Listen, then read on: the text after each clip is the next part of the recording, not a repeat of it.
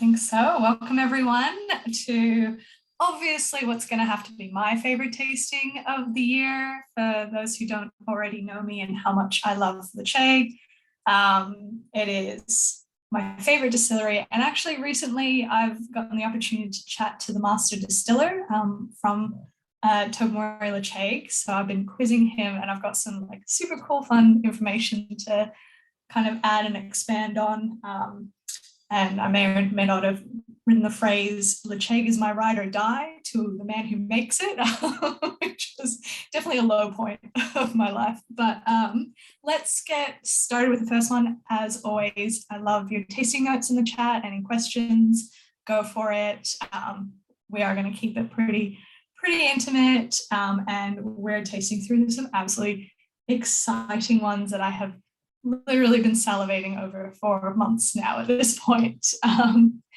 But we're starting off with the Lechaig Sinclair as our first one of the night. So this is the only one that we have tonight that is core range Lechaig. This is like, I always got to have a bottle at home. So the Sinclair series was launched back in, gosh, I think it was 2020 now. And the idea is that they're going to do really large batches, and they're all no age statement Lechaig whiskies around 5 to 7 years old that are finished in big bold red wine casks. So this is a 2-year finish in Rioja red wine. I believe it's around 7-ish years old. And for people who love peated whiskey and like really big smoky whiskey, I always say go for something younger because you've got less time for the charcoal to filter out a lot of that peat.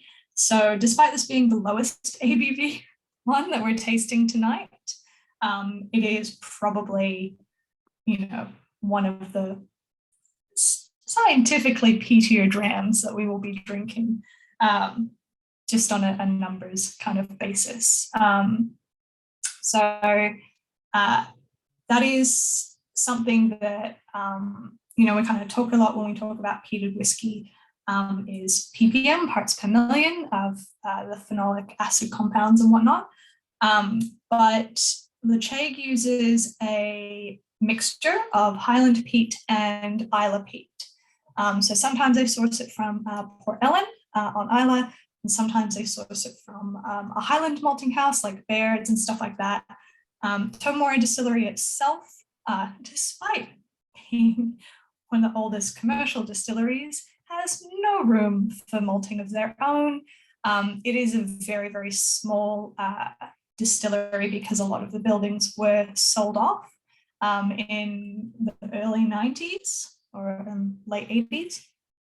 So actually a lot of the whiskey from Tobermory is matured at Deanston Distillery or at warehouses that they have throughout the Highland region of Scotland, which I think is what gives Lechaig such a unique approachability to the smoke. And obviously I want your guys' feedback as well. I've always found it really creamy and way more approachable than a lot of like Islay peated whiskies. It's kind of a bit more similar to that Ardmore style of peat. But Brendan Colin, I don't know. Karen. I always get tripped up by the double C's. So Brendan was saying that when they order it in, they order a really heavily peated malt.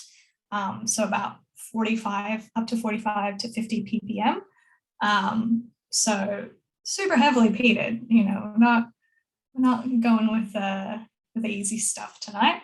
But when you distill peated whiskey, those phenolic compounds that are responsible for the smoke, they're really heavy. So they actually sit in the still until the very end of the run. So the more tails and the longer that you do your run for before cutting it off, the more peat that you're going to get, which is, something that I was super fascinated by. I didn't quite realize that it was so heavy. And a lot of distillers recycle their tails, which is the end that doesn't taste quite as good. It's not great. I wouldn't recommend it. I have tried some and it's like, But because phenolic acid compounds are super stable, they stay for the next run. So you can get a little bit more out of it in the next run. But yeah, what are we thinking of the Sinclair? I mean, I think it's just such like a approachable, everyday sipper kind of whiskey. The first thing I want to highlight, Emma, and hopefully everyone can see, this is like the pinkiest whiskey on the market. Now it's pink because of the cask, the Spanish red wine casks that are being matured in. We've had some feedback from the distillery that the Scotch Whisky Association, who controls all the rules and regulations, and they will wave their big stick around as required. And and that's how we maintain quality. So I'm not saying it's a negative thing. It's just how the country in terms of Scotch is produced. But they complained and said, you can't bottle this whiskey because it's unnatural colored. Whiskey can't be pink. And they go, this is what it comes out of the cask. No colored, natural, non-chill filtered, natural colored, and all the whiskies bottled from the parent company, which is called Distell, which owns Bunnahabhain, Deanston Distillery, Tobermory, and Lecheg. Lecheg is their peated version from the Tobermory distillery. If you're not familiar with it, they always bottle at minimum 46.8% ABV, non-chill filtered, natural color. So that the pinkness that you're getting out of here is straight out of the barrel. And as Emma said, that even though it's a non-age statement, it's about 7 years old, which is great because it's a $99 whiskey. And as excise and all that goes up, we're trying very hard as the importers to make sure this stays as the only $99 core range whiskey compared to all the others, which are now just over $100. Ardbegs, Laphroaigs, etc. So we're quite proud, and we'll try and maintain that $99 price for as much as possible. But yeah, what do people think? I'm getting a lot. I call this sweet peat. It's not Isla peat. It's just very sweet. Yeah, would love to hear tasting notes. I always get like burnt rose petals and like a little bit of raspberry off of it. But yeah, it makes great cocktails as well, which is always something I like to do to slowly lure people into drinking whiskey, especially peated whiskey. You got to trick them into being a fan. So, well, don't really need to trick them with Lecheg. It speaks for itself. But for those who haven't tried Rioja wine before as well, so Rioja is a blanket name for wines made in the region in Spain. It's mostly Tempranillo and Grenache grapes. And they went with Rioja, and they use a lot of Spanish wine, to be honest, because of the island's connection to Spain. It's the site of a wreckage of a Spanish galleon that literally exploded in the late 1500s. So there's a great story about, they're not quite sure how it exploded, whether it was the local chieftain who was borrowing the sailors as mercenaries almost, didn't want to pay them, so he blew up their boat so they couldn't leave. The Spanish hadn't paid for their repairs, so he blew up the boat and they couldn't leave. The Spanish captain didn't want to pay for repairs, so he blew up the boat. And then probably the most likely answer is the warring chieftain over at Oban may or may not have sabotaged it. So it's probably the most likely one, but it's a very, very fun little story. And you can actually walk on the wreckage of the galleon. It's actually like lifted up in the bay of Tobermory. So if you ever get the chance, worth checking out. But I think maybe we shall move on to the big boys, as it were, the more intense. We've had the soft entry Sinclair to ease us in, but we're going for the cask strength ones. So the second whiskey that we have is the Lecheg 2012 Bourbon Barrel single cask. So this one I have tried researching. I have tried finding out all about it. I do not know how Ollie got his hands on it because there is like one piece of information on the internet that's like, it exists. That's about all the information that I have for it. So, Ollie, did you want to kind of tell us how you came about this bottle and what we're drinking? So I've got the bottle here, and hopefully people can see. There's a giant sign that says hand filled here. So if you do visit the distillery, and most distilleries in Scotland, you can do the tour, that sort of thing. At the end of the tour, they take you into the nice dunnage warehouses, and yeah, you pull out a sample and straight in. So they've basically wanted to do an experiment for their UK online market. They took half that cask and they bottled it. And yeah, I got wind of it and I said, we need to send some to Australia immediately because not only is it a bourbon cask, which a lot of modern day Lecheg seems to be using other sort of cask finishes. So it's great to actually try a bourbon cask at natural cask strength, so 60.3% ABV. It's 2012. So got decent age statement on it as well, about 9 years old. And I believe it was, there's not much on the label. It's not much in terms of tasting notes. I tried to have a look as well, like Emma, very little online. But for me, it's got that salty sort of shore peat. It's savory at the same time. You've obviously got all the vanillas, the caramels that's coming through, but then I don't know. There's a sweetness, but the Lecheg Sinclair has, but this one's kind of, I don't know. For me, it's more chocolate and a little bit of green tea as well. Those were kind of my loose tasting notes before this tasting that I put together. Yeah, I think it is. I suppose it's weird that it's unusual for us to see Lecheg solely in bourbon cask outside of independent bottlings, which even then don't come across super often. Lecheg knows that it and sherry and red wine cask are just a match made in heaven. So most of the maturation does revolve around those cask types. But a lot of it, the early maturation is done in ex-bourbon barrels. It's so unusual for me when I first tried like a fully matured bourbon cask Lecheg. I was like, am I drinking Laphroaig that I don't hate? Because it gives me all of those like sandy beach and root vegetable vibes that I get off Laphroaig, but I find them much more stringent with Laphroaig, which means there's plenty more for you guys out there. I won't drink it. But yeah, it's so different, but still undeniably, like you can still sense that Lecheg creaminess coming through. So I think this one is the most interesting one to kind of hear about. Michael's getting vanilla and strong leatherwood honey. Yeah, nice. Yeah, I was just going to say, I now I've gone back to a proper sip, and I didn't get the honey immediately, but now on the second and third sip, that honey is coming right through. The nose is quite dusty, and there is maybe a hint of tobacco in there or something. But yeah, it's such a pleasant dram. I'm really liking it, and it doesn't drink at 60%.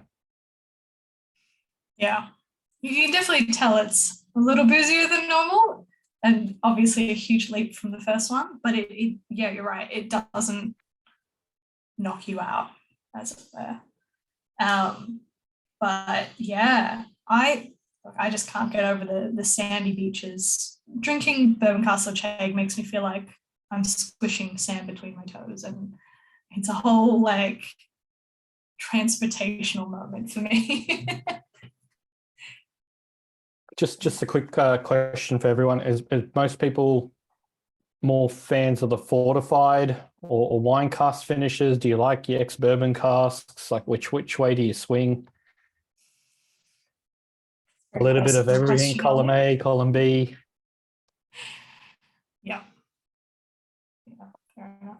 Bourbon cask for Michael. Fair enough. I was on a big bourbon cask binge for a while, but now I think I'm back to sherry. think I just need more sugar in my life.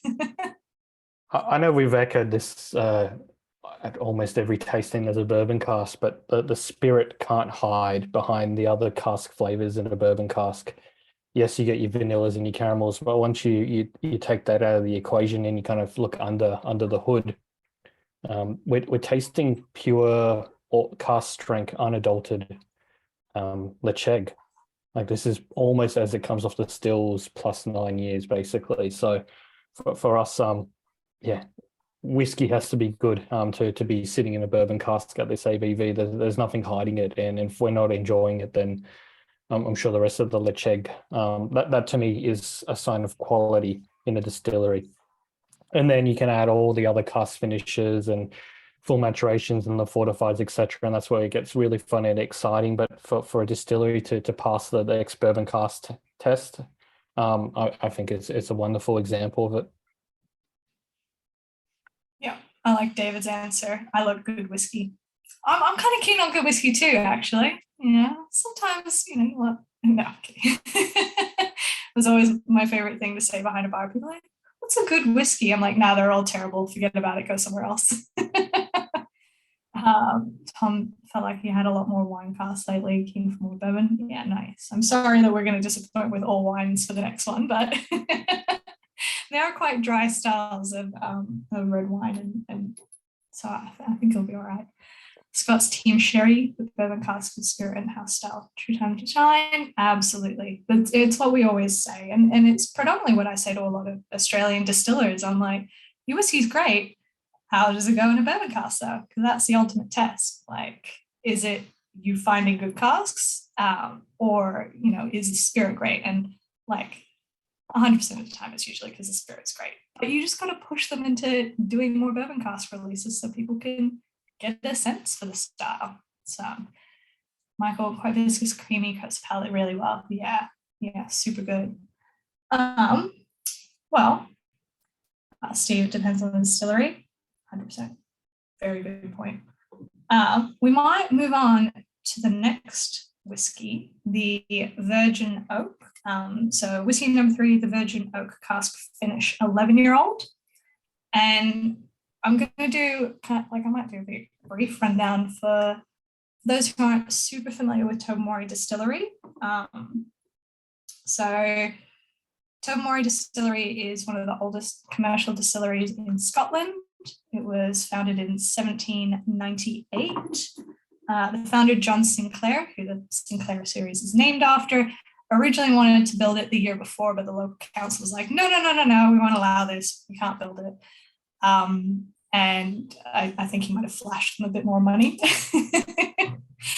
because he was a wealthy local kelp merchant, which is one of those old school careers that you're like, that doesn't exist anymore.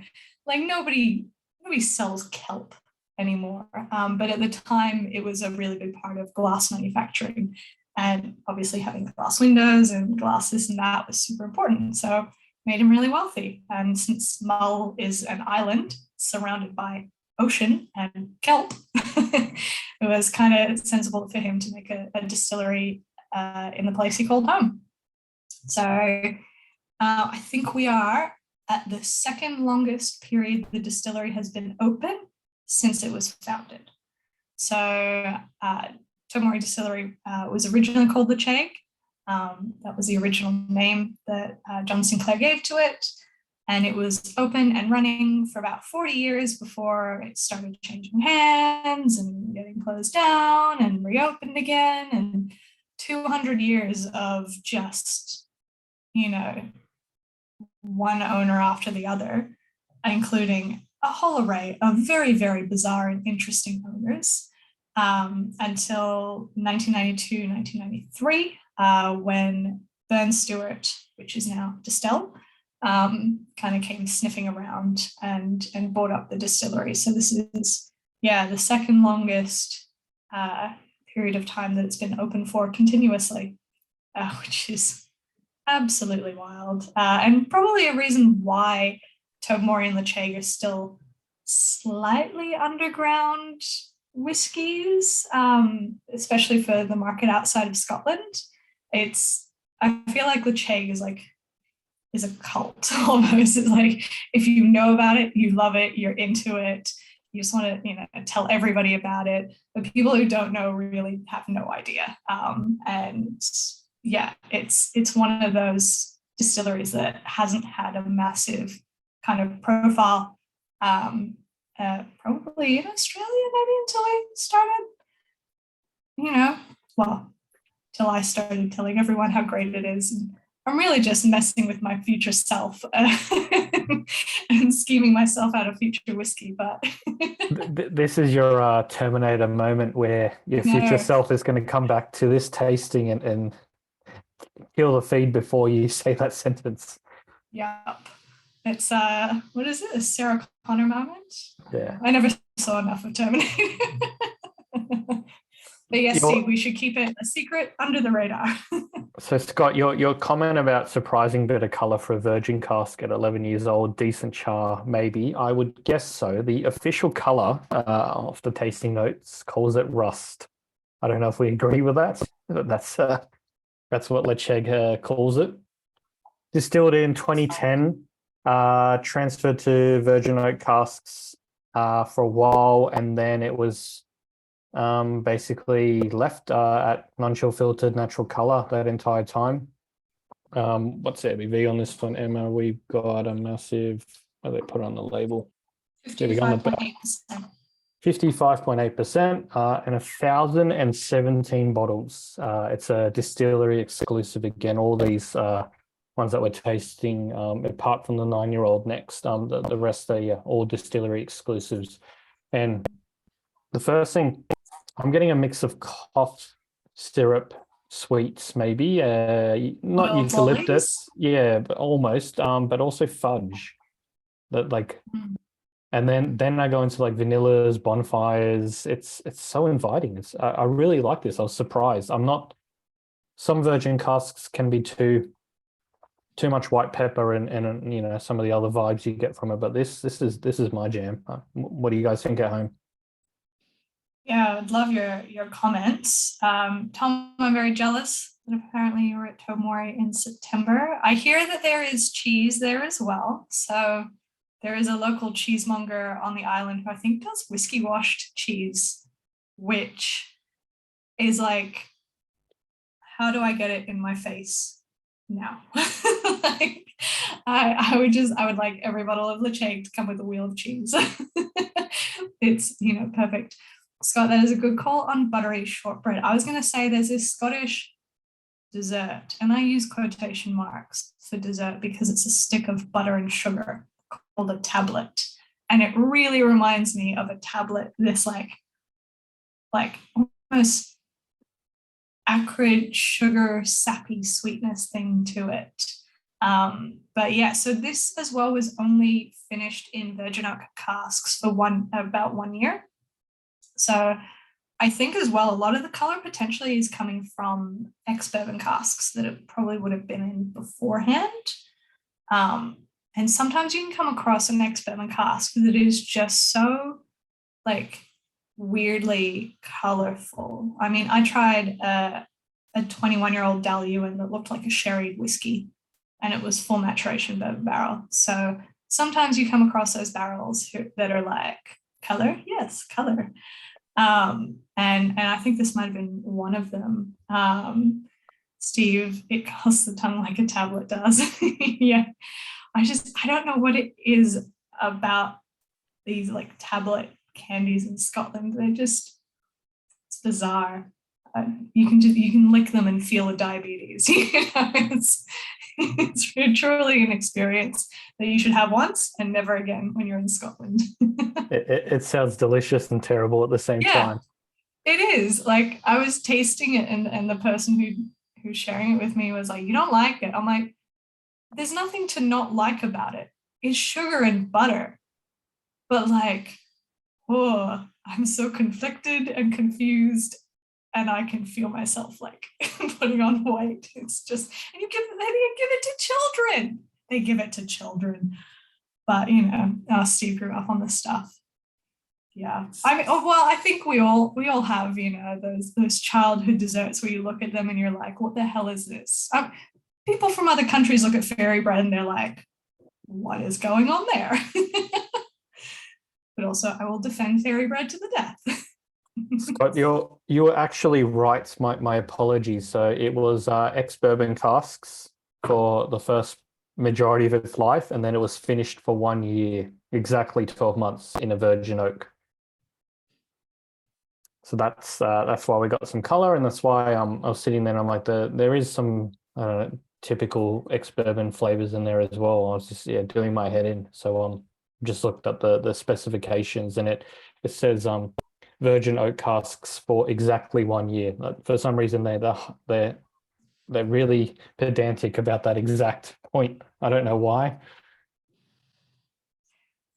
think it's that, that they're getting as much use out of the barrel as they can. I mean, it's one of those things when you're finishing a whiskey is you want to get all the flavor, but you want to get all the right flavors. If you don't want to overdo it too much, you also don't want to waste a barrel by I like to call it Winston Churchill finishing. It looked at a barrel from across the room. Because Winston Churchill was famous for having martinis with so little vermouth. He's like, I want my martini to look at some vermouth from across the room. And that's how much vermouth I want in my martini. So I call it Winston Churchill finishing. It's, I don't know if any of the distillers get it when I say it to them, but it makes me feel like I know things. Yeah. Are we liking this whiskey? Thumbs up, thumbs down? Thumbs up all around. Yeah, I'm like, it's super good. I'm not the biggest virgin oak fan either, same as Ollie, and I'm really getting into this. All right. Shall we move on to the Bordeaux cask, Ollie? Yes. I'm just the caveat. I knew about this whiskey long before it was going to be announced. It was announced only at the end of late last year. And on specs, do not judge this as a red wine cask. Judge this at its 56.8%. This is a monster of a smoky Lecheg, but it is deli meats as barbecue. It's got diesel vibes. It's a different beast completely than the other Lechegs that we've seen or will see in a long time. And the fact that they've released it as an age statement, high ABV at natural cask strength, and they've decided to just go, this is one of our sort of now core releases for as long as they have it until it eventually runs out. They've gone hard on it, and on paper it sounded so good. But the fact that we've actually got it in Australia here, it's popular, it's selling, and the fact that we've, the whole point of this tasting was to get a snapshot of all of Lecheg, but I was really, out of all of them, this was the whiskey for me that was most exciting, and I'm curious to hear what everyone thinks about it tonight. Yeah, sorry, my computer was like, Zoom is just not happening right now. So never mind. Yeah, so this is part of their limited release series, which tend to be larger batches. So there's a bit more of this. And this is a full maturation in Bordeaux as well, which is not super common, I would probably say. For most distilleries, really, unless they're planning to use it kind of experimentally or whatever it happens to be. But yeah, I think I briefly heard about this, and it was like, Lecheg, red wine cask. I'm like, no, send me a bottle now, as soon as possible. But yeah, so fully matured for 9 years, and you can kind of see, especially when you can compare this one with the Sinclair, that finish versus the full maturation, it makes such a huge difference in flavor profile. Like the kind of dryness of this one compared to the Sinclair is super, super cool. But yeah, for just kind of an overview on Bordeaux wines, and I apologize if you can hear my cat making noise in the background. There's a little collar bell. But yeah, so Bordeaux is kind of like the catch-all name for red wine produced in the Bordeaux region of France. Typically, it's made up of like Merlot and Cab Sav grapes. But something that I kind of found out in my research is that the old school name that they used to use for Bordeaux wines was claret, which was really cool. I was chatting to someone, and I'm like, oh yeah, whatever happened to claret wines? They just changed the name. That's pretty much it. Which I think we should all go back to using the word claret. Makes it sound like we're all in an old English boys club, which can be the mood that you're going for sometimes. But yeah, so it does tend to be kind of a more like red fruit driven wine style. But yeah. And again, you can kind of like, these are all kind of a similar age range as well. So that peat is still really at the forefront and, you know, hasn't softened with age and stuff like that. For me, these high ABV whiskies, blending with some of these red wine casks is what makes it really just the flavors are mashing so well. I've tried to add some water to this whiskey and I think it gets flat quite quickly. That's just to my own palate, that's fine. I've tried it in a highball. I think it holds its strength as well. But yeah, the peatness goes pretty quickly when you kind of so I like it just with a bit of ice or just even natural. It drinks lower than what the ABV on it says, and I think that's the balance of the cask, which is strange because a lot of other neighboring distilleries I don't think can hold up to that remark. It would drink very hot. Michael's asking what are the peat levels on this one. It's the same as for all the Chaigs. So like typically 40 to 45 ppm. So it's the same as your Ardbeg, your Laphroaig, your Caol Ila, all those kind of, well, maybe Caol Ila is a little bit less. I think they might be like 38-ish. But yeah, it's definitely a heavy peat, which I think is what made me fall in love with Lechaig, is because for such a long time I didn't like peated whiskey, and like realizing that there was more to life than Ardbeg and Laphroaig opened my eyes, and just the approachability of this. I got the opportunity to talk to a woman in Canberra who was just like the biggest fan of Lechaig. Like I thought I was a massive fan. She's like, I make sure to go nearly every year to Scotland to visit Tobermory Distillery. And I'm like, oh man, I wish that was my life. But it's one of those peated whiskies that is accessible for drinking on, like, if you're in the mood for peated whiskey, or just like if you're in the mood for whatever whiskey, and you know, if you want peat or not peat, it's super approachable, and there's, you know, a style within the Lechaig family for everyone. Ollie's getting bacon. I get this like flintiness, like metallic flintiness to it, which kind of goes back to when I first tried Lechaig. I was like, oh, this is like a mechanics whiskey. And they were like, what crazy nonsense are you talking now? But it's got this like metallic, oily kind of thing, like in a mechanics garage, you know, the metal and the oil and the coffee creamer in the break room kind of vibe. So it's been a mechanics whiskey for me. And I've had mechanics be like, I know what you mean, and now I can't not think of work when I drink it. I was just simply echoing Steve's. Yeah, I've just read it now. I lost all my meeting chat comments when my Zoom had a panic attack just then. So the official tasting notes is color is bronze, nose is smoked fudge, eucalyptus oil, which I've had eucalyptus oil in whiskey before. I don't agree with that one. Carbolic soap on the nose. Could that be your mechanics? This is not Bowmore. I'm pretty sure carbolic soap is just bicarbonate soda. Yeah, maybe. Yeah, I'm pretty sure that's just the fancy English way to say bicarb, but you use it for cleaning. On the palate, burning heather and pine cones, grape skins and melons, wood smoked meats. I get some of that. I definitely get the wood smoked meats. It's definitely got a little bit of those like really fancy high-end cured salami things. And yeah, definitely the baconiness. Yeah, it's very, very cool. And the finish is, as the smoke drifts, we're going a bit poetic here, some floral notes develop and finally lime pastilles. Sure. I will say tasting notes are like my number one pet peeve when they're written on a distillery website. It doesn't matter if it's my favorite distillery in the world.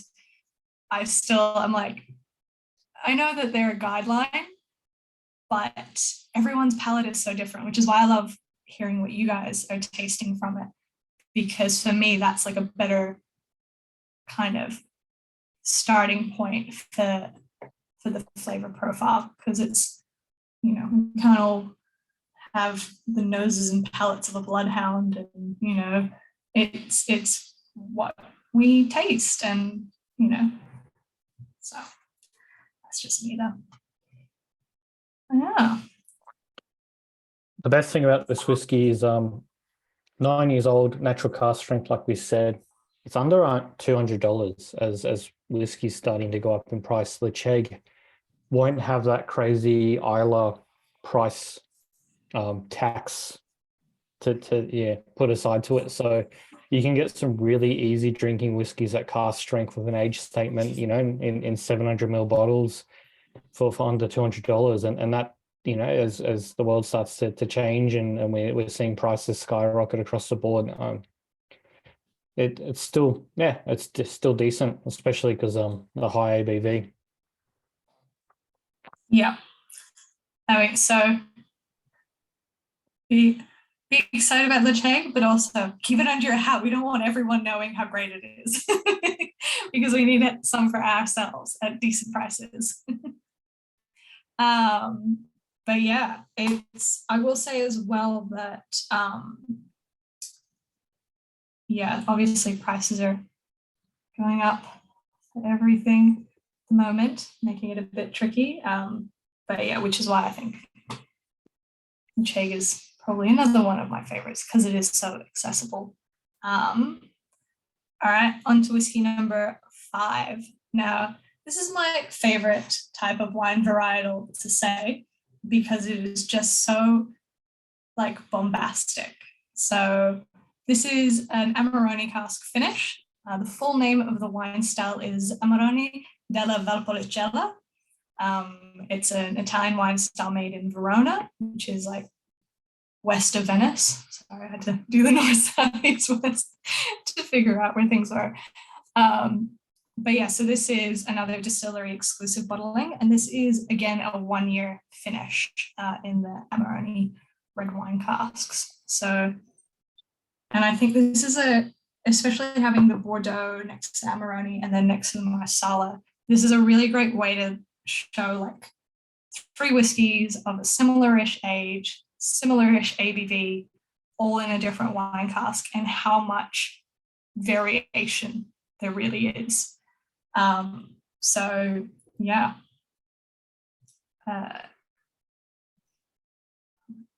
Taste it first and then we can talk about it.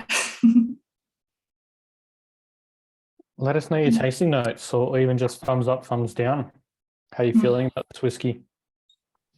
Yeah. Has anyone had Amarone wine before? Yeah, I think it's one of those varietals we don't see a lot of in Australia. I bought the World Atlas of Wine, which is this massive green one here, and just flicking through it, I'm like, there is so much wine that I've never even seen or heard of, and Australia is such a huge wine producing country. You'd think we'd be, bringing even more of it in and expanding horizons. But I hope to see more different wine varietals like coming into Australia, and barrels specifically coming into Australia. So I think Scotland hoards a lot of these great barrels for themselves. Harry's saying there's a bit of funk on the nose. Definitely. This one is a lot more like,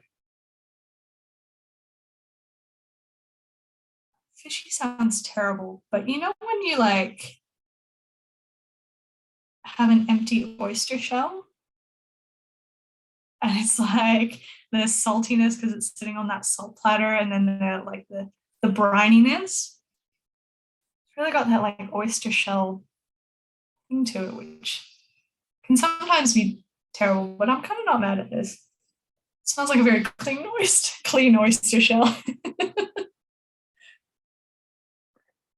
Mm. I tried this whiskey when it first we created the sample kits, and I cracked it and I let it breathe because I felt it was a bit too medicinal and winey. But coming back to it, I think it's settled down quite a lot. Only because I had some feedback from some friends in Scotland who said it's meant to be quite a savory dram, but it's just a whiskey that you don't enjoy in the neck pour. For whatever reason, you got to let it breathe, and that's the nature sometimes of whiskey. So, taking their advice, we did that. So I'm hoping it's a little bit more approachable. It's another big heavy hitter at 57.5 ABV. Only 2,600 bottles of this produced. 12 years old and finished in that wine cask that I'm not going to attempt to pronounce. Emma is the communicator of the year. I'll leave it to her. Congratulations to Emma, by the way. I knew when I got this award, I was like, please take it back. Ollie's going to be insufferable at every virtual tasting from now on. But yeah, no, it's it's the one true, like, when you have that useless gift, like I can read things backwards really quickly. But my other true gift is I can pronounce things in other languages really great. No idea what I'm saying though. None at all. I spent about a month in Italy and I was being mistaken for an Italian. And pretty much as soon as it went beyond, buongiorno, I was like, oh no, no. But yeah, so it is a very fun one to say if you can manage to say it. Italian words tend to be very fun. But yeah, Gary, I fully agree with that farmyard thing. It's got this like sheep lanolin. Like, this is not a common experience, but if you've ever like stuck your nose in a sheep's wool while it's still on the sheep, it smells a bit like that. So yeah, it's super farmyardy, similar notes to Longrow palette wise. Yeah, I feel like Longrow is a little bit grassier and like a bit fresher than this. This is a bit more like Funky Town. Michael getting more peat notes in this one than the others. Yeah. I think so as well. And I think it's all about how the phenols interact with the tannins in the wine and stuff like that. Amarone is a lot drier style than Bordeaux, so that might have something to do with it. But again, you never know. I find Oloroso casks tend to be sweeter than PX casks half the time. So, it's all maturing whiskey is like magic that you cannot control. It is wonderful and magical and mystical. And we were having this conversation with Connell from Adelphi at the last tasting when we were talking about their pickle flavored whiskey. It's totally not intentionally flavored like pickles. It just came across like that. So yeah, it really is, giving it a shot and seeing what comes out in the end result.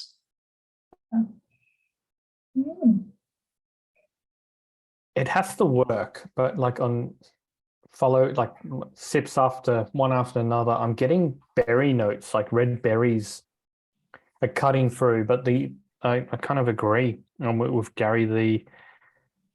With Michael, peat note. The nose on this whiskey is better than the palate for me. Yeah, that's just the nature of whiskey. It's inviting, and then I go in, and then it's maybe too complex. Maybe it's a challenging dram. Yeah, sure. Michael also couldn't finish the out and that is fair. I weirdly liked it. I don't like pickles. So, but yeah, it's again, whiskey is so personal. Um, shall we finish off on the last one of the night, the Marsala? Before we do, question for the group is there been a whiskey, any whiskey that you've had, you've opened, you didn't like, you've closed the cork and you've just let it forget, like sitting on your shelf for like a year, 2 years, and then you've come back to it and you've rediscovered it and it's just got significantly better? Anyone's had kind of a whiskey like that recently? A whisk epiphany. For me, the Glenfiddich 15 Distillers Edition, I believe it's travel retail. Yeah, I'd opened it, found it okay, and then came back to it 2 or 3 years later, and it's just green apple. It's so clean. It's yeah. I'd beg 10 for you, Tom. Cool. Fair enough. I think this whiskey that we've just had might be in that category. I reckon it'll get better with time as it brews. Yeah, I think so. Hell, I might even leave my sample bottle open on the shelf for the next 6 months. I'm willing to make that scientific sacrifice. But yeah, it is such an unusual thing, like oxidation and whiskey and whatnot. So it's definitely, yeah, definitely one to keep an eye on. I actually I had the same with the Alta Vine. Alta Vine came out with a no age statement core release, and upon first opening, it was awful. It was so bad. And I went back to it 2 months later because it was on the bar at Whiskey and Helmet, and I'm like, oh my god, this tastes like apricot muesli bars now. Like, why was I shitting on it so hard? Like, this is amazing. And I was like, I need a bottle for home now. And it was literally just exposure to oxygen, needed time to open.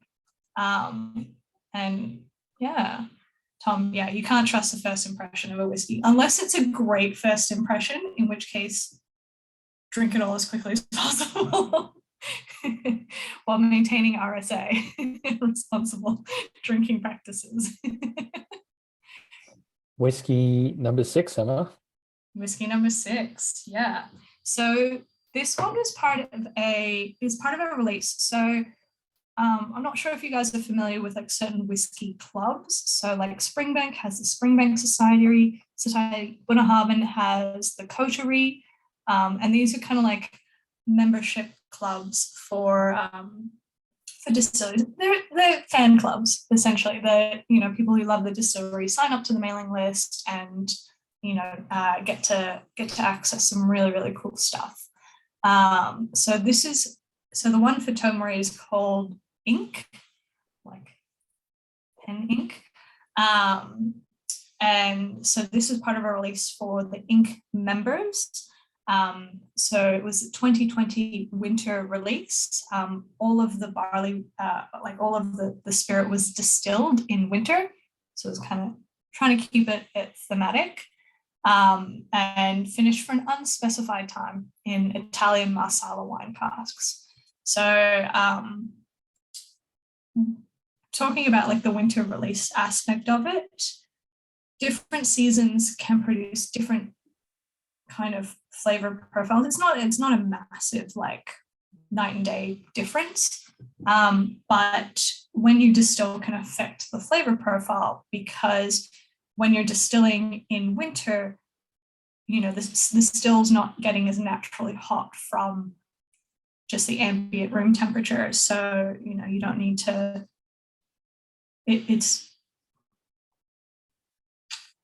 one of those things. If you're running hot in an already hot room versus if you're running hot in a cold room, can make a lot of difference for the energy transference, and just for all aspects of distillation. It's particularly important here in Australia because a lot of distillers are like, I have to like air condition the room my still is in, or they have to be really careful about how they're distilling on really, really insanely hot days here in Australia, so that it doesn't mess with the spirit too much, because obviously alcohol distills at a lower temperature than water boils or alcohol steams and whatnot. So it is a consideration that has to be made. And then even in the end process, when we talk about chill filtering, is, you know, when the whiskey settles, after adding water, if it's hot, it'll settle, you know, a little bit quicker, and you might have to be more careful because it might get to a cold country and all of a sudden thermal shock and it goes cloudy. But if you're, you know, trying to let it settle in winter, it's going to take a whole lot longer because everything is moving slower. There's not as much energy in the system. So, you know, things like winter distillation, summer distillation, spring distillation do weirdly make a difference. And I like that they've kind of talked about it being winter release. And of course, Marsala is kind of like a semi-sweet Italian wine, primarily used in cooking. So I think things like marble cake usually have some Marsala and stuff in it. I bake a lot, so I typically associate Marsala with Italian desserts. So yeah, it's not proper, like it's not fully fortified, but it is a sweeter style of wine. So what are these tasting notes? Now I have to get in on it. Herbal flower, yeah. Oh my god. It's very floral, but herbs as well.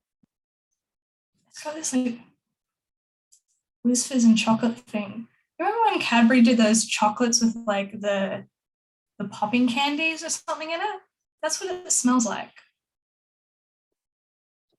It's like chocolatey, but assaulting my nose. Mint, yeah, a little bit of like after eight mint. So Michael, do Ledaig normally start maturing in bourbon cask, or is it mixed? Yeah, it is. It does tend to be mixed. It's one of those things, like most distilleries, there is a lot of ex-bourbon cask because it's cheap and Scottish people are cheap. So it's whatever is most affordable to get their hands on. But Distill works with a lot of wineries. They have a lot of really good contacts with wineries. So I would probably say there's quite a lot of Leceigs that are full wine maturation or, you know, full sherry maturation out there. It's probably like a 60-40, 60% bourbon, 40% other maturation process, which is how we come across sometimes. I mean, magical things like 18-year-old and 22-year-old fully matured PX sherry Ledaig, which are just, unicorn bottles. Having a parent company where you own multiple distilleries, but you also own wineries in South Africa, and you know, and then you got the big engine of Heineken behind you. You've got access to casks, and whilst all the good sherry casks seem to go to Bunnahabhain, and that's sort of their bread and butter in terms of single malt Scotch whiskey, the ex-bourbons all go to Deanston, and that's I genuinely think like it's hard to push it in terms of price value for money, but also flavor. It's the most Scotch flavored Scotch whiskey. It's like, right, if you had a spectrum of whiskey, it's like Deanston's right in the middle. And then, as Emma said, because there's just no room on Islay, so not on Islay, the Isle of Mull, where Tobermory is located, they will keep a lot of these casks, not for maturing, but also just general storage. And yeah, no doubt there's a lot of this, some stuff is being ex-bourbon casks that's could be refills or of Deanston as well potentially. But that's I think gives it the magic. Deanston's such a easy drinking Scotch whiskey that a peated whiskey like Ledaig could actually use that cask again, and to a business like Heineken, you know, they're looking at, they're accountants at the end of the day. So for them, yeah, I think this all makes sense. The fact that they're then finishing in 12 months to 18 months in all these unique wine casks tells me that there's innovation happening at the distillery. They're talking to each other. They're sharing information. They're bringing in their contacts and networks from their wine side of their business, which for a long time was just shut, Chinese walls, and they're sharing innovation on that regard. So, I welcome Yeah, this Yeah. is cool. Yeah, this is cool. And yeah, to Deanston, I was I don't know if you guys ever remember that old ad where the guy goes into the corner store and is like, "Can I get a liter of milk?" And she rattles off, "Do you want low fat, no fat, 2%, blah, blah, blah." Then just goes for an hour. It's like, "I want milk that tastes like real milk." Deanston's my like, for people who are like, "I want whiskey that tastes like real whiskey," just easy whiskey. Everyone is happy when they drink it, and it's not. They do some really cool experimentation, but at the same time, it's not like supremely out there in terms of the profile. It's just a happy, easy whiskey, and I kind of love that. But yeah, I am Michael. The not much peat on the nose, but powerful in the palate. Absolutely, it's got this like spearmint leaf thing, and it's when they burn herbs to either religious or pagan ceremonies or whatever. It's got that like burnt herbs thing on the palate. Super cool. If you have any whiskies left, trying this one like side by side with the one we just have, like they're like yin and yang in terms of like sweet and savory. I don't know. I like this one a lot. It's on specs again. I wouldn't have like gone for it, but now that I've tried it and gone back for a second sip, it's inviting. I'm curious to unpack it a bit more. Mm.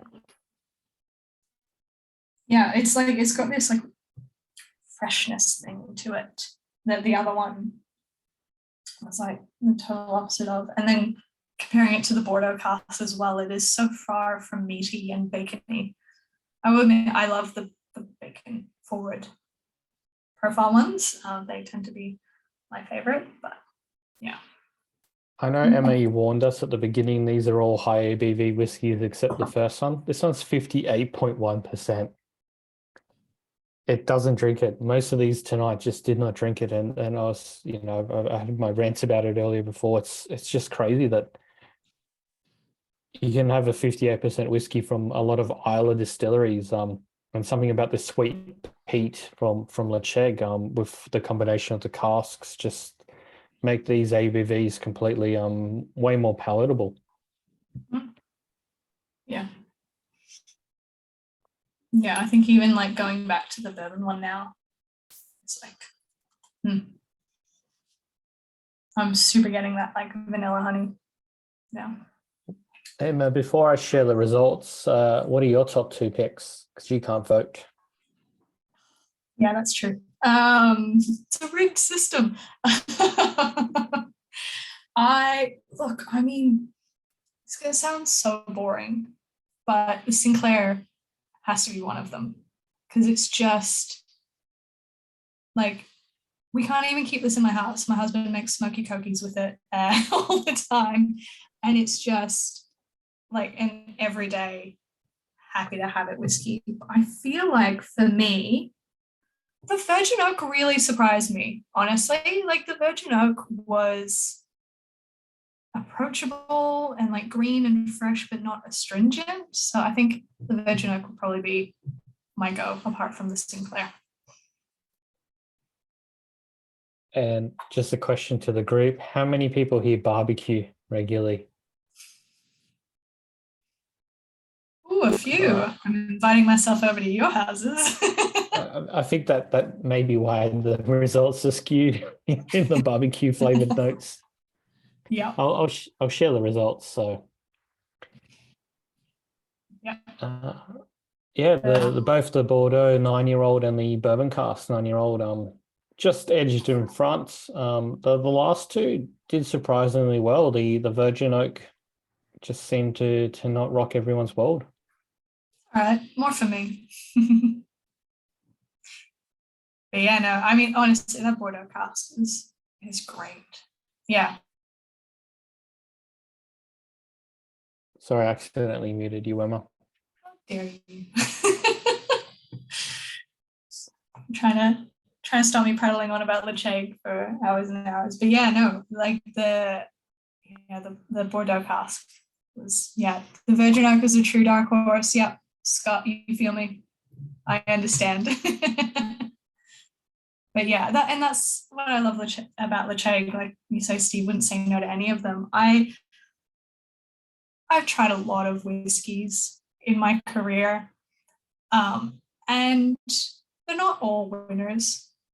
No, we're not giving out participation trophies for everyone. But with Leche, it's always been like, this is a good whiskey, or this is an excellent whiskey. Like, there's never been, no, thank you. Like, I'm sure maybe one day I'll try one. I'm sure, but yeah, and I think that's why I drift towards certain distilleries, because I'm like, I've never been burned by you before. So yeah, and it's why Leche is one of my favorites. I might just pause the recording and call official tastings of tonight done, but do hang around if you want to chat. I've just unmuted everyone. So big thank you to Emma, our resident Leche expert and lover tonight. Thank you all for joining. Really appreciate you all coming online, and again, apologies on Australian Customs, who for some reason wanted to really inspect these bottles, and then they saw like they were like done. It was a 30-second transaction. After 6 weeks of waiting. Yeah, so hopefully you all enjoyed a snapshot of Leche. Yeah, and we'll see you at the next tasting. We've just put up tonight's our next break-even tasting, which is Cape Byron Distillery. So there's a new make spirit in there. They've got their 2 core releases. I know Tom's a huge fan already. Not in there. I'm sure there's Cape Byron near him. They've also given us 2 cask samples straight from the barrel. And yeah, giving us a little sneak peek preview of how things to come. So yeah, let us know. Plenty kits available, and yeah, we'll go from there. But otherwise, yeah, if you're off, thank you so much for tonight, Emma, as well. And we'll see you at the next tasting. Cheers, everyone. Thank you, everyone. Ollie, I'm tempted to jump